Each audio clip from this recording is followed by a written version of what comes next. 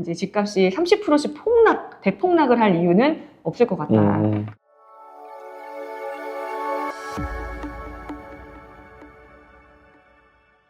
매직로드 오동엽입니다. 오늘은 총선 이후에 아파트 주택 시장에 대한 얘기를 해보려고 합니다. 그래서 아파트 전문이시죠? 예. 월천 재테크의 이주연 대표님 모시고 얘기 나눠보겠습니다. 대표님 인사 좀 부탁드리겠습니다. 안녕하세요. 힘들고 어려운 내 집 마련을 도와드리는 월천재테크의 월천대사 이주연입니다. 감사합니다. 요즘 엄청 바쁘시죠? 엄청은 아니고요. 엄청 바빴으면 좋겠습니다. 저도 엄청 바빴으면 좋겠습니다. 어제 투표 총선 결과 혹시 보셨나요? 예, 6시부터요. 저희 부동산 이제 시황하고 뭐 이렇게 하시는 활발하게 바로바로 이제 하시는 분들하고 모여서 6명이서 저희가 같이 개표방송 보려고 모였었어요. 실구조사 딱 발표하는데 술 맛이 뚝 떨어지더라고요. 저는 아예 3시까지 잠을 못 잤습니다. 네. 저는 아예 안 봤습니다. 아예 안 보셨어요? 네. 뭐 어차피 뭐 나중에 시간 지나면 나올 건데 뭐 결과가. 여기 오 대표님이 위너신 것 같은데 저는 지금 잠을 못 자가지고. 저는 이제 총선이 어느 쪽으로 이제 뭐 되든지 간에 빌딩 시장은 그게 크게 영향이 없을 것이다라고 생각하고 그냥. 야, 이게 또 주거 시장과 이 상업용 시장의 온도 차가 극명하군요.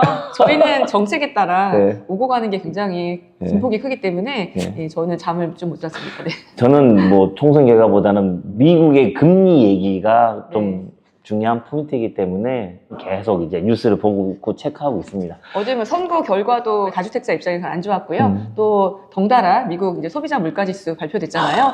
뭐 발표되자마자 10년물 채권 금리가 그냥 쫙 거의 4.5 찌를 듯이 이렇게 올라갔어요. 그리고 또 환율도 같이. 그래서 어저께는 연타, 한국에서 한 타 맞고 미국에서 또 2타 맞고 이렇게 2번 맞은 그런 밤이었습니다. 저도 우울했습니다. 민주당의 승리로 끝난 22대 총선의 결과 때문에 아파트 시장에 변화가 있을까요? 의석수가 사실은 이제 200석 넘게 민주가 가져가게 되면 이제 탄핵 정국이 되기 때문에 우려를 많이 했습니다. 이제 혼란스러움이 또 가중이 되고, 근데 이제 좀 비슷비슷하게 지난번하고 별다른 차이 없이 21대나 22대가 똑같죠? 그죠? 비슷하죠, 예. 그래서 이제 크게 변화할 것은 없을 것 같다라는 이제 기조를 놓고 보시면 되고요. 그 대신 윤 정부가 들어서면서 작년, 그다음에 올해 항상 연초마다 그 대책을 내놨었거든요. 그 대책이 나오면 국회의 동의를 받고 법안이 변경되거나 수정돼야 되거나 법안을 통과해야 되는 이런 것들이 있는데 지금 그게 국회에서 막혀 있는 경우가 많아요. 그렇죠. 그래서 정책은 나왔는데 정책이 현실화되지 못하고 있다. 이제 2년 동안 저희가 연속 겪고 있는데 앞으로도 서로의 니즈가 맞지 않으면 민주당의 합의를 얻긴 힘들 것 같다. 2년간 정체돼 있는데 앞으로 3년간 더 정체될 것이라고 생각하면 됩니까? 그것은 이제 정부의 유연성에 따라 달라 있는데요. 정부가 뭔가의 민주당이 원하는 것과 카드를 맞교환을 한다든가 뭔가 정치적인 이슈가 있었을 때 또 변화가 있을 수 있고요. 이제 또 하나 서울 같은 경우는 이제 서울시장 이제 제 다음 선거를 좀 눈여겨서 생각하고 있습니다. 그러면 좀 구체적으로 아파트 매매 시장하고 임대 시장에 대해서 최근에 제가 보니까 매매 거래 건수가 좀 늘긴 했어요. 예, 3월 달에 아주 가파르게 증가를 했습니다. 예, 그게 이유가 뭔가요? 이유는요, 작년 23년에 30%에서 40% 확 가격이 떨어졌었잖아요. 그래서 금매를 굉장히 좋은 가격에 구매하신 분들이 많았어요. 압구정, 잠실, 뭐 이런 좋은 곳들이 그 전고점까지 거의 회복을 하면서 이제 가을의 추석을 중점으로 해서 순환매, 다음 지역으로 가격이 가려고 했는데 못 가고 이제 다시 조금 얼음이 와서 이제 봄까지 오다가 1월, 2월 조금씩 거래가 이제 신혼부부 특례가 풀렸잖아요. 다시 거래가 시작하면서 실거주분들이 움직였어요. 그러다가 본격적으로 3월 달에 이제 가격이 적당한 곳에 금매가 있다면 작년과 다른 점은 좋은 지역만 팔리는 것이 아니라 이제 약간 그 밑에 지역들이잖아요. 예를 들어 마포구, 광진구 지역이 확장되면서 그 다음 지역의 대장주라든가 좋은 것들이 금매가 살아있다면 거래가 되기 시작했어요. 그러니까 이제 올해의 특징은 뭐냐면 내 집이 드디어 팔리기 시작한 거예요. 올해는 무조건 갈아타기 장세시거든요. 신규 구매는 작년이 좋았습니다. 무주택자 같은 경우는 작년이, 무주택자는 무조건 타이밍만 잘 보시면 돼요. 집을 싸게만 사시면 되거든요. 근데 갈아타기는 다른 거예요. 갈아타기는 내 집도 팔려야 그 돈을 받아서 다시 새로운 집에 갈아탈 수가 있어요. 그렇죠. 거기서 돈이 나오기 때문에 무조건 가격이 쌀 땐 또 내 집이 거래가 안 되거든요. 사고 싶은지 가격 너무 좋아요. 막 너무 사고 싶지만 예. 옛날처럼 선금에 미리 사두고 예. 내가 또 내 집 팔아가지고 막 금리 팔고 자금 치고 그게 작년에 안 됐었거든요. 그렇지, 맞아요. 내 집 안 팔리면 끝이니까. 오, 그러면 중도금까지 못 치면 낭패를 계약금 보니까. 날아가니까 예, 낭패를 보죠. 큰일 예, 나죠. 예, 예전엔 그렇죠. 또 대출이 좀 예. 유연했잖아요. 예, 맞아요. 그래서 계약금과 중도금까지는 적당히 신용대출로 그렇죠. 220% 해줬으니까 그런 거를 이제 계약금 치르시고 나서 금매로 처리하신 다음에 잔금도 하고 이랬는데 지금은 대출도 꽉 막혀서 이 실수요자이신 1주택자가 갈아타실 때 혹은 주택 2개 갖고 계신 분이 팔아서 이제 하나로 갈아타실 이럴 분들이 작년에는 움직임이 없었어요. 그 분들도 움직이고 계세요. 맨 처음에 움직임이 있었던 것은 신혼부부 특례 그렇죠. 가격에 해당되는 분들 맞아요. 요 그 정도 가격 분들이 움직였다. 저금리로 대출도 많이 해주고 그러잖아요. 예, 맞아요. 첫 맞습니다. 주택. 그래서 이제 그분들이 이제 그런 가격대를 조금 구매를 해주시니까 예. 이제 갈아타기 대상자이신 1주택자 분들이 작년에는 못 갈아탔거든요. 비과세 해야 되는데. 맞아요. 올해는 좀 매수세가 있으니 내가 좀 갈아타봐야겠다 이런 생각을 좀 하시면서 1주택자도 움직이고 있어요. 그리고 1주택자가 한시적 1가구 2주택을 활용해서 약간 여유 자금이 있는 분들은 미리 전세 낀 걸 사두는 거예요. 사두고. 왜냐면 요즘 전세 낀 게 저렴하거든요.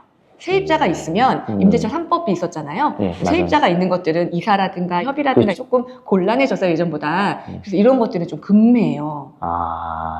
제가 네. 빌딩만 중개하다 보니까 아파트 쪽은 좀 부족한 면이 많이 있는데, 대표님 얘기 들으니까 하나씩 꼬리에 물면서 이어지는 부분들 쫙 이제 정리가 되네요.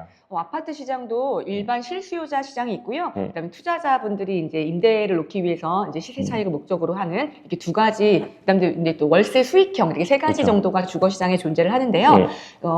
그 투자자분들이 이제 임대를 목적으로 추가 주택을 이렇게 구매를 하는 사실 시세 차익을 보기 위함이죠. 그렇죠. 갭 투자부터 시작해서 여러 가지 방법이 있는데 그것들이 여러 가지 이유에 의해서 지금 조금 상황이 안 좋아요. 그러니까 추가로 다주택자가 주택을 늘려가기에는 상황이 좋지 않은데 첫 번째 취득세 중과 원래는 8% 정도까지 완화가 될 것으로 기대를 했는데 세법 개정이 안 돼 있는 상태고요. 그다음 두 번째는 이제 주택이 많아지면 재산세와 보유세, 종부세 엄청나게 불이익이 있어요. 그쵸. 작년에 조금 좀 좋아지긴 했지만 그래도 이제 이번 총선 결과 때문에 또 다시 불안불안 밤에 잠이 안 올 것 같습니다. 그래서 이제 집이 가격만 맞다고 해서 집을 또 사고 팔고 하는 게 굉장히 힘들고요. 마지막은 주택을 사고 팔면서 주택값이 굉장히 많이 올랐어요. 이번 지난 상승기 동안 그 잠실, 강남, 송파 3배가 올랐고요. 나머지 지역도 2배 이상 올랐어요. 그렇죠. 이런 부담들이 있어서 주택을 추가로 구매하시는 데에 애로사항이 있으시고 중소 아파트 같은 경우는 다주택자분들이 많이 보유를 하면 다주택자분들이 그것을 사주셔야 되는데 임차 시장들이 있어요. 그렇죠, 맞아요. 왜냐면 좋은 주택들을 실거주자들이 이렇게 사주는데 이제 약간 가격이 좀 저렴하거나 지역이 조금 저렴하거나 이런 지역들은 다 임대로 돌아가거든요. 그쵸. 그런 집을 평생 눌러 살고 싶진 않잖아요. 그쵸. 맞아요. 필요에 의해서 임차로 사시는 그쵸, 거죠. 맞아요. 그럴 때는 또 임대의 목적이 있는 분들이 세를 놨는데 지금은 그런 분들이 추가로 주택을 구매할 수 있는 여력이 여러 제도 때문에 없다 보니 이제 그런 상황이 있어서 지금 이제 이런 상황들이 실거주와 임대차 시장과 월세를 받기 위한 시장 세 가지가 주거 시장에 존재한다고 말씀을 드렸었는데요. 구매자 입장 가장 중요한 것은 총선하고도 다 연관이 있는데요. 전세 시장이 올해 어떻게 될지가 주목되고 있어요. 전세 가격이 조금씩 올라가고 있는 모습을 보이는 것 같아요. 전세 가격은 계단식으로 올라가고 있어요. 네. 근데 전세 매물이 정말 없거든요. 근데 신기한 건요. 전세 매물이 그렇게 없는데 거래도 몇 건 이렇게 이사하는 거래도 거의 없어요. 갱신을 많이 하세요. 왜냐면 역전세 있을 때는 이사를 많이 가셨거든요. 옆집으로 이사를 가면 더 싸게 갈 수 있으니까. 지금은 그것보다 이사를 또 새로 가게 되면 전세 대출이 예전처럼 안 나올까 봐. 아니면 예전에 받았던 전세 대출보다 조건이 안 좋을까 봐. 이 두려움이 있으세요. 대출에 대해서. 그렇죠. 그러니까 이제 확실히 옮기기가 가격이 그렇게 차이가 안 나면 그냥 집주인하고 협의해서 그냥 갱신하시는 경우가 많아요. 아파트 시장은 제가 얘기 쭉 들어보니까 전세든 매매든 정책에 따라 가지고 확 바뀌네요, 진짜. 정책이 단기에 영향을 미치는 정책들이 있고요. 시간이 지나면서 서서히 이제 가격을 압박하는 정책이 있고 두 가지가 있거든요. 어떠한 정책은 일시적으로 영향을 주고요.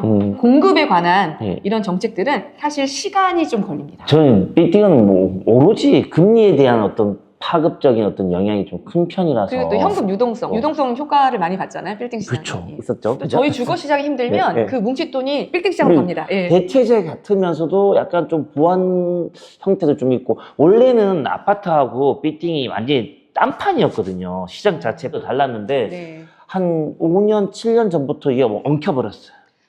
아파트 투자를 전문으로 하시던 분들이 빌딩 투자로도 많이 가신 것 같아요. 예전에 빌딩 네. 시장이 굉장히 갇혀있는 그렇죠. 시장이었잖아요. 폐쇄적이었죠. 정보를 지금은 몇 년, 한 최근 5년 사이에 빌딩 시장도 꼬마 빌딩이라는 단어도 이제 등장을 했고요. 네. 예, 그러면서 빌딩이라고 하는 것이 꼭 가질 수 없는 그 완전 넘사벽 같은 네. 이런 건 아닌 느낌이 드는 해볼만 것 같아요. 하다라는 생각들을 예. 많이 가지시는 것 같아요. 네. 대표님은 빌딩 안 사세요?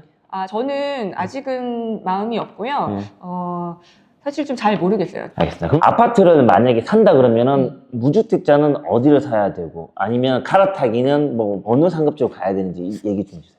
지금은 철저하게 실수요자 시장인 것 같아요. 민주당 정책 자체도 이제 투자보다는 내가 살 집을 그렇죠. 해라라고 이제 정책이 나오고 있고 그런 쪽으로 방향을 가고 있기 때문에 실수요자들이 좋아하는 것이 어떤 상품인지를 잘 보시는 것이 지금 좋을 것 같아요. 신축 아파트 쪽이지 맞습니다. 않을까요? 정답입니다. 네. 지금은 예를 들면 70년대생이라든가 70년생 정도까지는 이제 아이가 한 10살 이상 되는 이런 가게들이 집 구매에 많이 뛰어들었고 그렇죠. 이미 집 구매를 충분히 하신 상태예요. 그 나이 또래는 청약을 기다리거나 청약 가점이 굉장히 높아요. 예. 저희 강남 3구에는 분양가 상한제가 남아 있잖아요. 그렇죠. 예. 가격이 10억씩 막 싸게 로또 예, 청약이 그렇죠. 나오다 보니 예. 아직은 주택을 구매하실 마음이 크지 않으신 가구도 많아요. 아, 그래요? 내가 싸게 사지 않으면 안 사겠다. 아, 지나간 시절을 만회하는 방법은 그렇죠. 싸게 사는데 싸게 사는 방법이 남아있잖아요. 아직 기회가. 본전 생각 나는구나. 맞네요. 그럼 사람이 예. 당연하죠. 난 점수가 되니까. 점수가 되니까. 지금 사든 나중에 사든 난 어쨌든 청약되니, 내가 당첨되니까. 돈이 없어서 안 산 게 아니에요. 선택을 안 했을 뿐이지. 아. 내가 못한 선택에 대한 나 자신의 속상함이 있는 거죠. 전 이해하거든요. 그런 분들 말고 이제 갈아타기 하시는 분들은 또 상황이 좀 다르시거든요. 근데 갈아타기 하시는 분들은 결정을 하셔야 돼요. 이제 갈아탈 지역을 약간 실거주와 투자를 분리해서 갈아타실지 아니면 계속 자기 집에 자가로 이제 거주하시던 분들이 남의 집에 새로 가는 것이 조금 좀 불편할 수 있어요. 그렇죠, 맞아요. 지금은 고금리 시대이기 때문에 세관을 포기하면서까지 막 쥐어짜면서까지 투자를 하라고 하는 건 부부싸움이 그렇죠. 원인이 커지기 때문에 예. 저희가 가자 하고 사세요 해야 되는 시기가 있고요. 적당히 해야 되는 시기가 있어요. 지금 약간 그런 시기이거든요. 지금은 너무 막 무리해서 막 영끌을 해서 막 야 너 이러고 있으면 되니? 너 좀 정신 차려라 이런 시기가 아니거든요. 잘 타협을 하셔서 이사를 가시는 게 좋다. 그리고 고금리 시대에는 가정의 행복도 굉장히 중요하다. 그거를 이제 최근에 3년간은 많이 말씀을 드리고 있죠. 장기적으로 봤을 때 반포는 어떤가요? 반포는 지금도 너무 좋고요. 반포는 이번 10년간 상승장에 가장 수혜를 본 지역이에요. 가장 많이 비싼 지역 중에 교통도 좋고 위치도 좋고 이런 좋은 지역에 새 아파트가 쫙 깔린 건 그렇죠. 반포, 잠원동이에요. 강남구는요, 정말 핵심 노른자 지역이 재건축이 된 게 아니에요. 압구정 그대로 있죠? 그렇죠. 청담동 이제 입주를 곧 할 거고요. 그렇죠, 예. 대치동도 그 양재천 밑에 메인은 개포동 쪽은 못했죠. 바뀌었지만 그다음에 개포동 쪽만 또 그렇죠. 신축이 됐단 그렇죠, 말이에요. 맞아요. 예. 강남구 전체로 보면 신축이 공급된 곳은 외곽이었다. 그런데 그런데 반포는 완전 핵심 지역, 한강을 바라보고 있는 그렇죠. 반포, 잠원동 이 지역이 새 거로 쫙 바뀌었어요. 예. 언덕에 있는 그 법원 있는 데까지 어마어마하게 많은 재건축을 성공했기 때문에 지금은 누가 뭐래도 평당가 제일 먼저 치고 나갔고요. 그 지역의 문제는 고등학교 문제인데요. 일반고가 부족해서. 일반고가 부족. 그게 좀 한 가지 아쉬운 점이긴 하지만 지역에 사시는 분들의 만족도, 주거 만족도가 굉장히 높아진 상황이에요. 반포는 좋죠. 돈 있으면 가시는 거고 난 이제 기회를 노리고 싶다. 그럼 다음 장은 강남이죠. 압구정뿐만이 아니라 대치동도 남아있고요. 강남구에도 굉장히 많은 지역이 재건축을 아직 기다리고 있는. 근데 압구정이나 대치가 재건축 되려면 지금으로부터 한 10년은 더 걸릴 거 아닌가요? 그러니까 반포의 케이스를 보면 속도를 좀 빨리 이끌어낸 조합들은 단기간에 뭐 7년, 5년 성과를 보여준 곳들도 있어요. 강남 서초가 안 된다면 당연히 잠실이고요. 예. 잠실이 안 된다 그러면 건너편 성동구, 그다음에 마포, 그다음에 이제 용산구, 그다음에 교육 생각하시면 목동. 이제 이렇게 다음 지역들이 서울에 계시는 분들은 다 알고 계세요. 저만 모르나요? 가격이 형성되어 있는 것은 그 동네 그 가격에 살만한 이유가 있기 때문에 구매를 하시는 거거든요. 그렇죠. 예. 그래서 가격은 다 합리적인 것 같아요. 다른 지역보다 메리트가 있으니까. 옆에 단지보다 메리트가 있으니까. 어쨌든 이주연 대표님 모시고 아파트 시장에 대한 얘기를 들어봤는데 시청자분들에게 뭐 꼭 하시고 싶은 얘기 있으면 한번 주세요. 그러니까 올해는 전문가분들이 전망을 하기가 좀 약간 고구마 먹은 것 같은 작년도 그랬고요, 올해도 그랬고 저희도 속 시원하게